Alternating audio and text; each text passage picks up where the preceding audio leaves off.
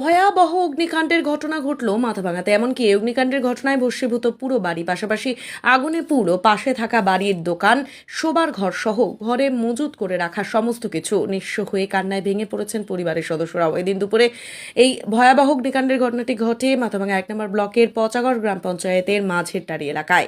আগুনের তীব্রতা এতটাই ছিল যে আগুন নেভাতে বেগ পেতে হয় দমকল কর্মীদের। মাথাভাঙার পাশাপাশি শীতলকুচি এবং নিশিগঞ্জ থেকেও দমকল আসে ঘটনাস্থলে। স্থানীয় সূত্রে খবর, এদিন অগ্নিকাণ্ডের ঘটনাটি ঘটে বিমল অধিকারীর বাড়িতে। অভিযোগ, তার বাড়িতে অবৈধভাবে মজুত করে রাখা ছিল ড্রামে ড্রামে পেট্রোল, ডিজেল এবং কেরোসিন।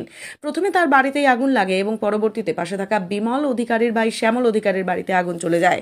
আগুনে শ্যামল অধিকারীর দোকান, শোবার ঘর এবং ঘরে থাকা নগদ ১ লক্ষ টাকা, মেয়ের বিয়ের জন্য বানিয়ে রাখা সোনার গয়না, কাগজপত্র সমস্ত কিছুই পুড়ে ছাই হয়ে যায়। এদিকে আগুন লাগার খবরে ঘটনাস্থলে হাজির হয় মাথাভাঙা থানার পুলিশও।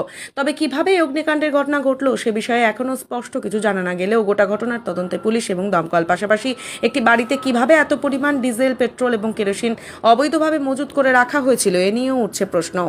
এটা বিমল অধিকারীর বাড়ি, জায়গার নাম হচ্ছে মাঝেরটারি।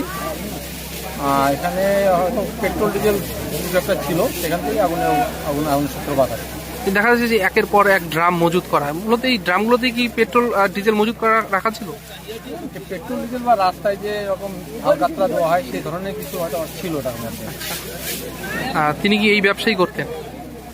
আমরা তো ঠিক অতটা জানি না, আমরাও তো বাইরে থেকে এসেছি, তবে দেখে মনে হচ্ছিল ব্যবসা করেন আর কি।